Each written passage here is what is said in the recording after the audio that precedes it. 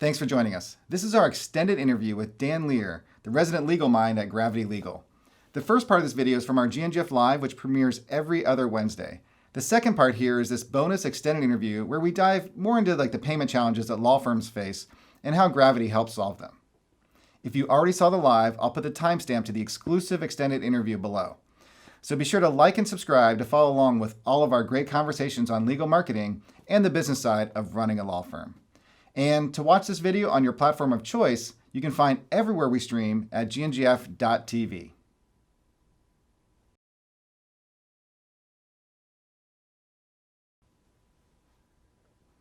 Welcome to GNGF Live, your bi-weekly Ask the Experts about all things law firm marketing and business growth. I'm Mark Homer, author of Online Law Practice Strategies and founder of Get Noticed, Get Found. I'm very excited to have today's guest, Dan Lear of Gravity Legal. I've gotten to know Dan very well over the past 7 or 8 years. We cross paths at a lot of legal conferences, and you can find us chatting back and forth on Twitter, too.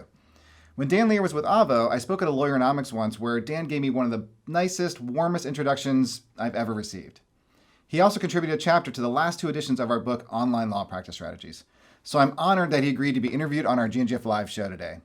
As always, be sure to like and subscribe to our page, not just the video, so you can get updated when our next episode goes live. Of course, it never hurts for you to show a little love and give a high five with your mouse to the like button to help us out with that Facebook algorithm. During the premiere of this episode, we do have moderators in the chat, so please ask questions and interact while we're live. And if you're watching this in the future, after we premiered, we do monitor the comments on Facebook, YouTube, and LinkedIn, and we'll work to reach out to our guests and answer any follow-up questions you have. And on weeks when we're not premiering a new GNGF Live interview, we drop a video as part of our GNGF Tip series. These are in-depth videos focusing on one topic at a time. Check it out on our YouTube page. Joe, just link to one of the latest videos we had. I think we had one on marketing strategy, be a great one. Check them out. Like I said, we drop a new GNGF Tips video every other Friday. All right, let's get to the interview. Dan, thanks for joining me today. It's really great to be with you. I appreciate the opportunity, Mark. Awesome. Yeah. So, Dan, when we first met, I mean, you were at Avvo, I think, and this was, many years ago. And it's been an interesting road for sure, watching you since, Avvo sold. And just, I feel like over the last couple of years, everywhere I turn, you're being pulled into the center of some legal innovation conversation. So what's that been like? Because it's been fun to watch and just to get involved in all these conversations. Yeah, you may not. You probably don't go enough places, Mark, because I don't think I'm in that many conversations. But I appreciate you. I appreciate you saying that. It was really interesting, especially kind of my last few years at Avvo. I kept bringing all of what I thought were these really interesting projects to my team there, or to the executives there, and saying, "Hey, we should be involved in this conversation," or "Hey, we should be involved in that conversation." And they kept saying to me, "These are all really interesting projects, Dan, but it's not clear how they relate to our business." And so for me, I think when I finally did leave and when the company was sold, which was, great, happy for them, did not put me in a position to not ever work again, because here I am, but still super, super grateful. I just came out with a ton of energy. I felt incredibly fortunate to have been able to land what I thought was a pretty awesome job there, where I basically got to evangelize kind of the legal technology movement and Avvo. And so the opportunity to just kind of really indulge in a lot of those conversations and push forward a lot of the things that I had been working on at Avvo, but also others that maybe were a little more tangential to our business there. I don't know. I thought it was really fun. I love this space. So for me, it was really a treat. Yeah. And it's interesting too. I mean, because I think we, done CLEs together and stuff. And I feel like it was always, I would get up and talk a little bit about marketing, and then you would get up and then basically, when you were at Avvo, just spend, half an hour to 45 minutes taking questions about why people should even care about Avvo. It was people there was definitely people. You were not in the middle ground on Avvo. You felt this way or this way, right? Yeah, I used to say that a big part of my job was apologizing for the existence of the internet, which was always fun. But yeah, it's true. That was great. So the other thing is like you were always helping over the past couple of years just with all, I mean, I always saw you at all the different conferences, where we would, see each other and get to hang out, but you're always with all these different legal tech startups, running around and helping them kind of, understand like the legal market, understand lawyers better. So which was, awesome. But so now you're at Gravity Legal. Like what attracted you to the team, at Gravity, where you kind of said, hey, I'm not going to be working with 1,000, but, legal tech startups and helping everybody I can. But, here's a team that I really want to get committed to. Yeah. So trying to answer this question without giving you a monologue, or more to the point, the listeners a boring monologue about my own career, sort of challenges and emotional ups and downs. But a couple of things. Having seen a bunch of different legal technology companies and having worked obviously at Avvo, one thing that I was really interested in was scale. No disrespect to any of the other great companies out there, but to both frankly see kind of significant financial returns, but also, like, even more to the point, to really be able to make an impact. I wanted to be part of a business that I felt like could influence the sector in a really massive way. And this relates to a fascination, frankly, I've always had with finance. But every law firm, large, small, even governments, like, everybody's got to get paid. And sort of layering on top of that, if I can, just for a minute, one of the other things I discovered in my sojourn, kind of post Avvo, but even leaving Avvo a little bit, is that I think, and this is a much longer conversation, kind of the legal innovation ecosystem is very, very dramatically underfunded. I just don't think that we're getting enough resources into that ecosystem in order to realize the kind of potential that I think technology has for the future of the practice of law. And so anyway, the ability to better understand finance, the ability to have an impact on a business, or be a part of a business that I think can have a really broad impact on the sector. And then I really have always been really fascinated by finance. It's not something that I think my natural skills are inclined to. But I took an economics course from a really great professor in undergrad, and took a couple of finance courses in my MBA, and just the notions of sort of time value of money and leverage and like spreadsheets. Like I'm kind of an Excel nerd, which is a little weird for someone like me. It was a really interesting opportunity, and I'll layer on top of that too. The business Gravity Payments, which we can talk about or not, is always a company I'd really admired. And so the opportunity to work closely with them was really exciting too. Right, because Gravity Legal is related to, like, Gravity Payments is like the parent company. So right? Currently we are a division of Gravity Payments, which is a well-known Seattle-based payment processor. And Mark, I know I gave you a question to ask about it, but I'll just launch into it anyway. You may have heard of Gravity Payments because this now almost 5 years ago, the CEO gave everyone at the company effectively a raise so that everyone was making at least $70,000 on an annual basis. And again, for another episode or another time, or maybe over drinks, this falls out politically in a number of different ways, and I'm always happy to have that conversation. But someone who was willing to be that bold and brave, and someone who was willing to, like, really stand for what they believed in and really live that. And it's created a really, really powerful and interesting culture at Gravity. I was curious about that. Like, so the culture, I mean, right. So because that's a fascinating thing. And we've had a lot of great conversations on our GNGF live show with other people about law firm culture. In fact, Jordan Couch recently, we talked about, he's like the culture person over there at Palace Law, and we talked about culture a lot. So, like, I have to imagine, because everything I read about that, and it's been a couple of years now, they've even kind of done follow-up pieces on Dan Price. Dan Price, right? Yep. Dan Price. And is that, like, after doing all this, profits actually went up, customer satisfaction went up, obviously employee satisfaction, people would assume, but, like, just everything else along with it went up. So, in addition to just kind of culture of you're working for a CEO that ultimately does what he believes, with this pocketbook too, right? I mean, like that was pretty powerful. But has that permeated the culture? When you were interviewing or talking or however this happened, like what was that like?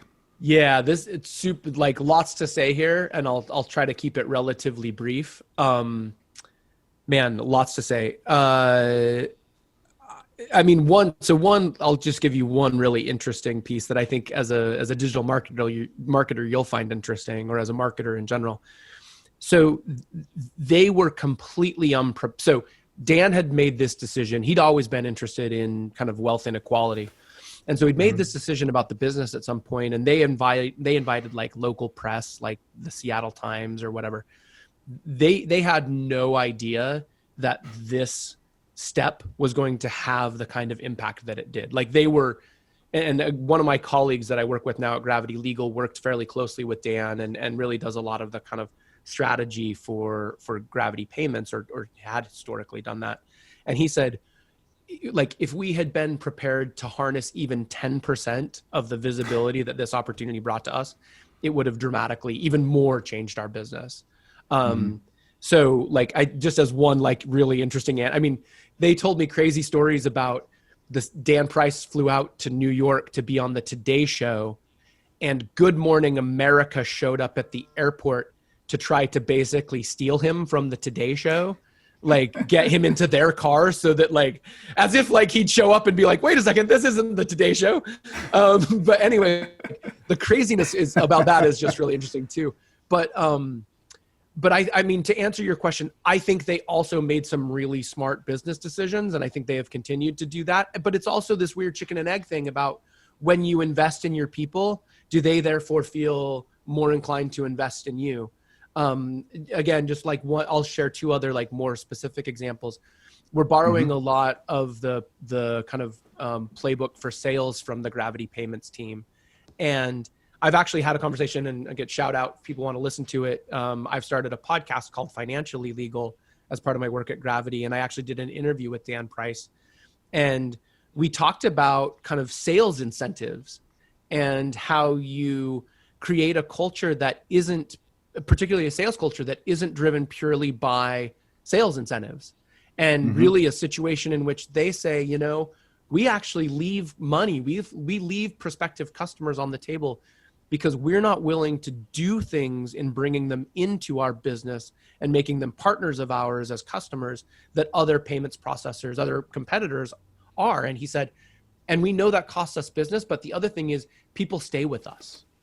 And I thought that was really interesting. And then the final piece I'll just share is when COVID hit, Gravity Payments has a fairly significant portfolio of restaurants.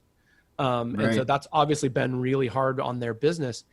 And they basically, the executives there had a very honest conversation with their employees saying, we are in this bind where like, we're going to run out of money pretty quickly, and we need to figure out what to do. And the employees, and I'm still a little bit separated from it, so I'm getting some of this secondhand, but the employees basically got together and all took a voluntary pay cut of a self-determined amount to give the company greater runway. And again, I'm not as intimately involved in the day-to-day there, but I personally have to believe that like when a CEO does something like that to invest in his people, that when the going gets tough, people make really bold and meaningful decisions like that. And so like, those are just a couple of examples of things I've seen that I've been really impressed by and really pleased to be a part of an organization like that. That's awesome. Yeah. I mean, the being able to build that culture where you're able to, your team knows that you're going to say no to a potential client that isn't going to be a good fit, and or is the same kind of culture where I think you're going to get employees come to you and say, we all want the company to continue being here, so here's what I can afford and for the next so many months. That's awesome. Switching gears on you though, specifically for Gravity Legal, what payment challenges are you guys trying to solve for law firms that may be different than just somebody going to Gravity and walking in the door and saying, like a law firm before Gravity Legal, the division, I mean, I assume could have talked to Yeah, so Gravity. super interesting story there too. So Gravity Payments went down this path because they received an invoice from a law firm that was their outside counsel, from a relatively well-known payments processor in legal. And they looked at the experience and they said, what, like, is this is as good as it gets? Like, this is best of breed. We think we can improve this experience. And I think the other thing that they realized is they had already been helping law firms. They had 200 or 300 law firms that they'd been serving on an ongoing basis, like offering a lot of the same features and a lot of the same functionality that, again, sort of a lot of the legal specific payments processors had been offering, just as a matter of course. And so they kind of said, like, wow, the bar must be fairly low for payments processing and legal if, like, this is what you have to do to kind of make lawyers feel comfortable or ensure that they feel comfortable with the payments. So, oh shoot, now I've totally in answering your question, I've totally lost track of what was your question was. Oh, what Different. What the challenges that, what's So different that caused this division? Yep. Sorry. Thanks, Mark. So two things. One is, so again, we sort of recognize, like, hey, we think we can come to market with a product that is relatively competitive with the existing products out there, and with lots of headroom to grow. So a couple of specific things that we've brought to market initially with more to come. Then again, like, we're not arguing these are life-changing, but we think they're symbolic of the kinds of opportunities that are out there.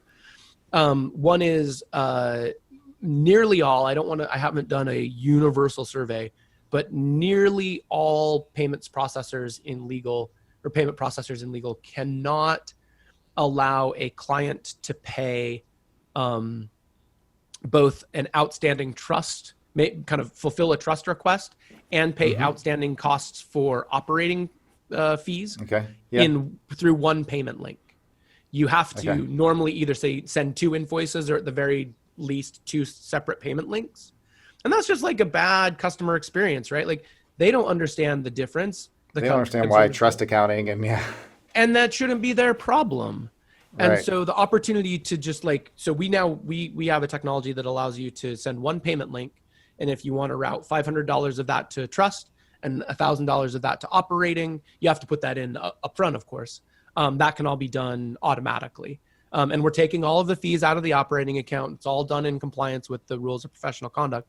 But that's just one incremental example. Another one is we're enabling people to move money from trust to operating within our platform, and ultimately, more importantly, within our integrated partners platforms. So, for example, if you use Clio as your practice management, and you want to move money from trust to operating, you've got to move it in Clio. If you're, depending on the accounting system you have, you might have to go to your accounting system and move it there. And then you've got to go to your bank and move it there. And we have technology that'll enable you to move it effectively from one place, depending on how many integrated partners we can get on board, but at least limiting that to two. And those are just two examples of the kinds of technology. Like, looking forward, we see opportunities in subscription services. That's not a market that's being served very well, where we think there's an opportunity there. Payment plan. Do you guys handle payment plans? And that's another example. We don't yet, but those are the kinds of things that we'd really like to do better. But more broadly, just quickly, Mark, kind of again, going back a little bit to what I think the opportunity of this space is. I have worked, and I know you know a lot of the same people I do, and also probably a lot of your clients. I just get so excited working with entrepreneurial attorneys. There are so many interesting attorneys out there doing so many amazing things. And I know this may sound a little cheesy, but I feel like they deserve more than to just get paid. I feel like we can build an ecosystem that integrate, with integrated payments and with better payments technology that will help really fuel and power their law firms. And so we're really focused on we want to talk to all of those crazy entrepreneurial lawyers who have, and I did a podcast with Jonathan Tobin, subscriptions, and we want them to bring us their craziest payments problems Because again, going back to it, like innovation is dramatically underfunded. And I fundamentally believe that if we can help power and fuel kind of the entrepreneurial spirit of these innovative law firms, that's going to be one of the ways we can really move the needle on the profession. Love that. Yeah, I mean, it's almost full circle back to my first question about you just always trying to be there, and that you know, that space of innovation. I'm a good interview, Mark. I'm a good. So right now the big focus is on like the trust accounting, I assume, you know, IOLTA and yeah. Yeah. So that's the, and if I remember Gravity, I mean, they've full open API and things. So I guess if you want to work with these other entrepreneurs, like people can plug in and they can come talk to us. I'm heading up partnerships. So if folks want to reach out to me, if you're a you know, a platform or a legal technology company out there that wants to figure out payments. And yeah, I'll just quickly say on the trust accounting piece, that's another like sort of acute problem that we've recognized exists very specifically for lawyers. And actually, again, the Clio Trends report suggests that lawyers, this is from the 2017 report, lawyers who actually use their trust account end up recognizing more revenue on the time that they bill because they get the money up front. But a lot of lawyers don't want to use their trust accounts because like the regulatory burden. And so we think we can, and this is again, coming down the road, some of the features I told you about are the beginning, but we think we can build more features down the road that will make it easier for lawyers to use their trust accounts and want to use their trust accounts so they can actually get paid for the work for more of the work that they do, but also worry less about the regulatory overhead. I mean, it's awesome, right? Because you've found an area that has, you know, like massive ability to have change, because it's not a significant amount of lawyers. I mean, I think we've talked about this before. I mean, there's probably less than 50% or something, right? Like, not all lawyers are using credit card payment processing, you know, ACH, whatever. I mean, most people are still expecting a check and then handling everything that way. And so I guess when you're dealing with your bank and your systems to do trust work, I mean, I get why people maybe haven't done as, you know, like you said, like, you know, what the Clio Trends report said they should be doing. Because it was just hard, right? So if you're with a company that can help, one, bring a whole bunch more people into the market of something that they should be doing, I'm assuming, we would all agree that people should be making it easier for consumers to pay. I mean, that like, if I'm a consumer and like you make me pay by check, you're probably not going to get a check for a while because I hardly ever write checks, maybe once a month, you know, if I remember, right? Everything's a credit card. So, you know, by getting more lawyers to do that, and by like finding these little friction points, I love that. It's like, you know, like this is hard, it should be easier. And then how do you connect all those things, you know, giving people time back in their day, making things easier to get paid, making, you know, consumers happier, having the overall experience. Like that's opportunity for really cool scale. So that's fascinating. I'm so happy for you, man. Fingers crossed, man. Great. We'll see how it goes, but it's fun. So we are running out of time here on our kind of live show, but if you'd stick around, I do have a couple more questions just to talk about some of that stuff about, you know, like what lawyers should be thinking about and some of the challenges they think maybe they have around payments and then what they could be doing. Kind of more like the tips of, hey, if you're not doing this, at least maybe start here. And we could post that on YouTube on Friday if you're cool with that, sticking around. More than happy to. Yep. Awesome. Okay. So before we cut out though, where can people find you? Yeah, my biggest presence is on Twitter, so you can find me at RightBrainLaw, RightBrainLaw. You can also hit me up on LinkedIn. For folks who want to track me down on the Gravity side, Lear, DLEAR, at gravity-legal.com. And then your podcast and stuff, we have a link to that. We'll throw that in the chat as well. Awesome, thank you. And then I think you had sent me on a blog post as well that I'll make sure we get up there as well. So with that, hang on with me 1 second. We'll wrap this up and we'll get back to continue on and push that to the YouTube channel. Cool. All right, thanks for joining us today. As always, be sure to like and subscribe the page, the video, all the good stuff. You know, help us with that Facebook algorithm. And stay tuned for Friday. We'll drop the extended interview here on our YouTube page and find out, you know, more about what Dan thinks, you know, are some steps that, you know, all lawyers should take to kind of like move forward their payments and receivables. All right, have a good day, everybody.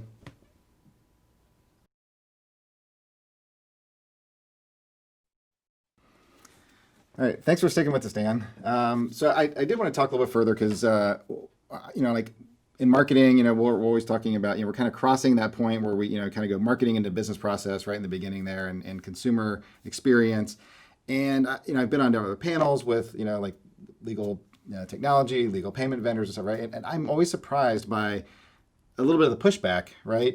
You get from lawyers. And one of the questions I had thought about was, like for Gravity Legal coming in the space and really focusing on legal, like a lot, it's not like just trying to be competitive against the other vendors. Like you said, you can do things a little bit different, but it's also being competitive against people who just aren't accepting payments, right? I mean, like there's a challenge there. What are some of the things you see when people are kind of like questioning, like, why do I need to accept credit cards or ACH or something? Yeah, it's funny. My formal role with Gravity Legal began like basically March 1st. I'd been doing some work with them before that, but we kind of formally launched this business like right into the mouth of the pandemic. And What better time? well, and on the one hand, again, we can talk about this, but like when it's time, it's time. And you might as well, if you can pick your challenges, right? Like why not just go at that thing that's going to be the biggest, but also potentially could reveal the most opportunities.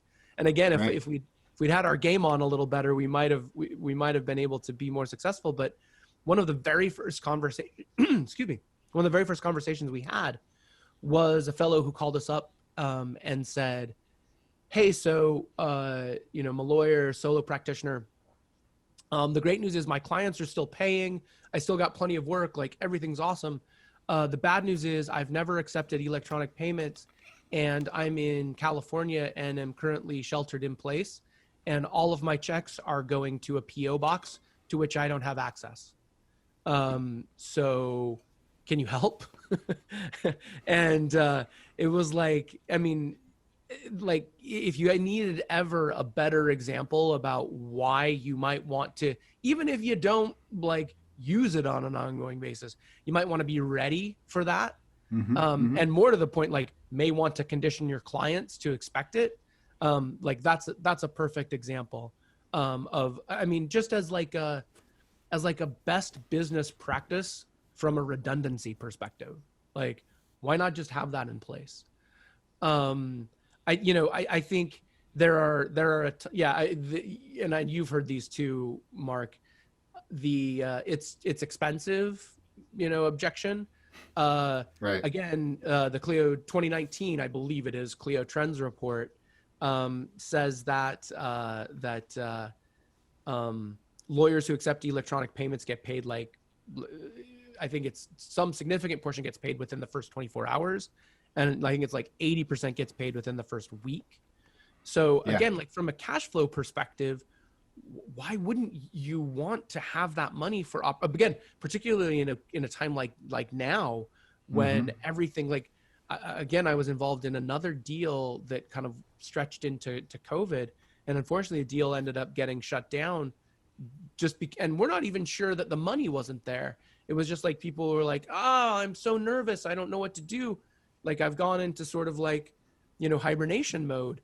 Yeah. And had we been just a little more eager in getting the deal closed before March 1st, we very well might have gotten our money. And so like the more you can speed up that accounts receivable process, the more you can get paid for the work that you do, the better as a small business and the healthier as a small business you're likely to be. Yeah. I mean, the cash flow side, just, bringing the payments in. But the other part of that Clio report was it wasn't just that you got paid faster, but sometimes you just got paid versus not getting paid. Totally. By accepting credit cards, right? So it was like, okay, once your receivables kind of start crossing, months, and we've talked about this before, like lawyers like tend to just kind of start writing stuff off, and it's an accepted practice that you just consistently write a book of business off. Well, and just to step back for a minute too, like humans are rational, and like if they get a bill like either right out, I mean, there's so many different like sort of interesting psychological triggers, right? Like if I get a bill and it comes right after the work is done and it's electronic and it's easy for me to pay, and I have the money in my account now, I'm going to make, I could make a decision to use that money to pay the lawyer instead of being like, well, I got to find my checkbook and I don't even know where that is. And like, and 3 weeks later that money's gone, right? Spent on something else, right? So like opportunistically, you're not leveraging that. But yeah, the notion of, like the notion of sort of just writing money or writing work off as a receivables off as a practice is crazy. And again, it's like, well, I'll hear lawyers say, oh, well, my rates are already inflated 20 or 30%. And to me, actually, you know what, that's a sign of just a crazy business practice. Like, if you're kind of charging some inflated rate only to discount that rate, I would actually be asking myself an honest question about, like, if I really think that I'm worth that higher rate, then I need to figure out a way to monetize that better, right? Whether that's, and collect on that better, whether that's, again, introducing a subscription business model, whether that's introducing flat fees, whether that's getting leverage by using associates or paralegals. Like, the first question is, why are you out of the gate saying I'm actually worth 20 to 30% less than I tell the world that I'm worth? And then the second is, like, why would you do that work? And again, it's probably why I'm happily not a practicing lawyer anymore. But that would drive me nuts to be sitting there at work thinking there's a 1 in 5 chance that I won't get paid for the minutes that I'm spending right now. Like, and then from a customer experience perspective, you're essentially saying, thank you for paying. You're funding the people I know aren't going to pay because I'm charging you more to make up for that. Yeah. That is just, it's just a bad, like, out of the gate practice with a customer. Not that they know that, but like just the, like the mentality there of that, that approach versus, hey, let me either, give everybody this set rate, knowing that everybody's pretty much going to pay. And maybe I attract more people because I can be competitive on a rate that, I can even advertise that I'm a slightly fixed fee or whatever, you can do more. Or even bringing it, to your world, like, let me be better in my customer selection so that I'm only bringing in the people who I know are going to be comfortable with the fees that I'm charging. Yep, exactly. So that one always fascinates me is the accepted amount of write-off. I had a call once with somebody who was looking for some marketing help, and it was like they had big aspirations, and we're talking about budgets and what things are, and they're like, it seems like a lot, if I can just clean up my receivables. And I'm like, well, what are your receivables? He's like, yeah, like I got about $150,000, $200,000 sitting out there, and this is like a small firm, right? And I'm like, excuse me, if you do realize, and I'm going to tell you something that is not going to help me, but as a business owner, if all you did for the next 3 weeks was just work on that with your admin team, don't even think about marketing, right?